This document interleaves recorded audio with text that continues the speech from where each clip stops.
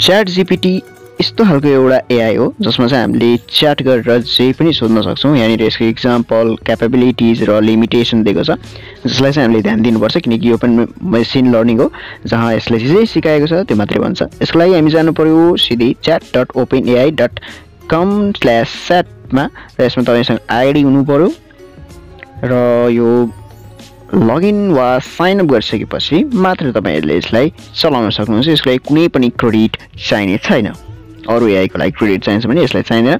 यसलाई मैले के लेखेर दिए भने त्यसलाई हुबहु केही न केही खोजेर उसले के सिकाएको छ त्यो चीजलाई बताइदिन्छ।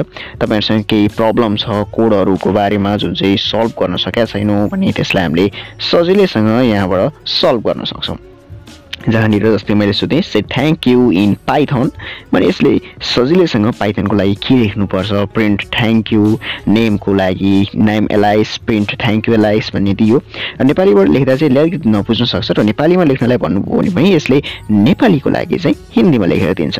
अब हामीले मानौ मैले यहाँ एमसीक्यू लेख्दै 25 वटा एमएस वर्डमा भनेर भन्दै भने एमएस वर्डको जुन 25 वटा हुन्छ त्यो मजाले यसले लेखेर दिन्छ।